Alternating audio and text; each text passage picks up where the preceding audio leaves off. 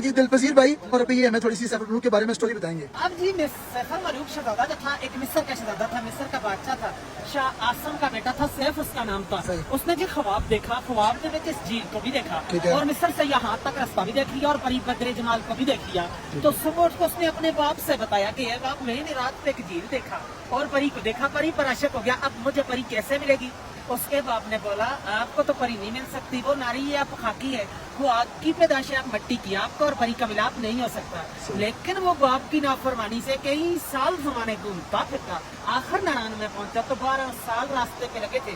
جب یہاں پہنچا تو اس کو اللہ والا ایک ولی بزرگ ملا، اس ولی سے پوچھا کہ مجھے پری کیسے ملے گی؟ اس نے بولا کہ وہاں پر 40 دن کا چلا کرو، اللہ کی عبادت کرو، تب پری کا پتہ چلے گا۔ اس نے جا کر اس پہاڑ کی بیک سائڈ پہ خیمے کی طرح پتھر ہے، وہ آپ میں موجود ہے، اس کے ساتھ 40 دن کا چلا کیا۔ 40ویں دن کے بعد 2 جنات اس کے قبضے میں آ گئے، ان جناتوں نے سلیمانی ٹوپی پہنائی تو جھیل کے کنارے پر لے آئے۔ وہ کسی کو نظر نہیں آتا، اس کو سب کچھ نظر آتا ہے، کیا ہو کہ اس نے سلیمانی ٹوپی پہنی ہے۔ تو 7 اس کی سہیلی تھی اور 8ویں وہی ملکہ بدر جمال پری جو خواب میں ملی تھی، یہاں پہ نہانے کے لیے آئی کوہ کاف سے۔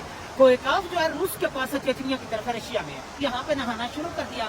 بدر جمال کا لباس جو تھا وہ جنہوں نے اٹھا کے شہزادے کو دے دیا، شہزادے نے اپنے قبضے میں کر لیا۔ دوسری سہیلی لباس پہن کر چلا گئی تو بدر جمال اکیلی رہ گئی، وہ جا نہیں سکتی تھی، شہزادے نے اس کو اپنی چادر پہنا کر نیچے ناران لے گیا۔ جب ناران میں پہنچا تو دوسری سہیلیوں نے جا کے دیو سفید کو بتایا۔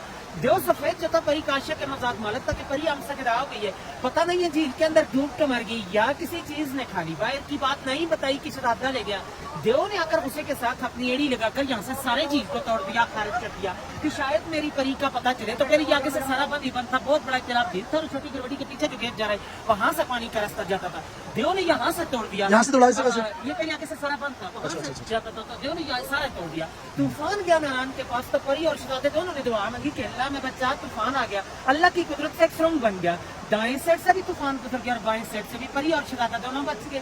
سرنگ آپ بھی موجود ہے ناران میں، سیفر ملوک ہوٹل سے 5 منٹ کا راستے جا کے دیکھ سکتے ہیں۔ اور دیو نے غصے کے ساتھ یہاں سے ایک اور چھلانگ لگائی تو صحیح میں لگا، دیو کا سانس چلا گیا پری کے صدمے سے۔ پری کو لے کے شہزادہ شہر مصر کو چلا گیا، شہزادے کا نام تھا جی سیف ملوک۔ تب کہتے ہیں کہ یہاں دونوں کی ملاقات ہوئی ہے، اس لیے اس جھیل کا نام مشہور کی تھے سیفر ملوک جھیل، اور اس کی داستان بنی ہے۔ پھر لوگوں نے شروع ہوئے، اس وقت انسان کی آبادی نہیں تھی، کو کافی پرستان تھا، پریوں کا دیش تھا، اور آپ اس وقت 10,500 کی ہائٹ پہ کھڑے ہیں 27 سمندر سے۔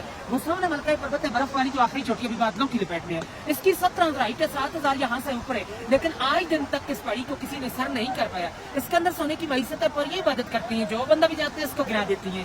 98 کا واقعہ راشد بٹ کا واقعہ، ایک بندہ تھا، وہ کہتا تھا کہ میں نے اس پہاڑ کو سر کرنا ہے، لوگوں نے اس کو منع بھی کیا تھا لیکن وہ چلا گیا، جاتے ہوئے راستے میں گر کے مر گیا تھا۔ 13 دن بعد اس کی ڈیڈ باڈی ملی ہے مقامی لوگوں کو، انہوں نے اٹھا کے نیچے بھیجا۔ چاندنی رات ہوتی ہے تو پریاں ہے، لیکن بزرگ لوگوں کو نظر آتی ہے کہ جو اچھی انتظار لوگ ہوتے ہیں، اور آج دن تک جھیل کی گہرائی کا اندازہ بھی کسی نے نہیں دے سکیا کہ انگریز آیا تھا، اس نے 5 من رسی لائی تھی، اس وقت گاڑیاں نہیں چلتی تھی خچروں پہ، آگے 10 کلو کا لوہا بن کے اس کے درمیان میں کشتی کے تھرو ڈالتے رہے، رسی چلتے چلتے ختم ہو چکی، لیکن اس کی گہرائی کا اندازہ نہیں کر سکا۔ 5.5 کلومیٹر ارد گرد ہے، 600 کنال رقبے میں یہ سارا جھیل ہے، اس کی گہرائی کا کوئی اندازہ نہیں ہے۔ اسٹوری ختم۔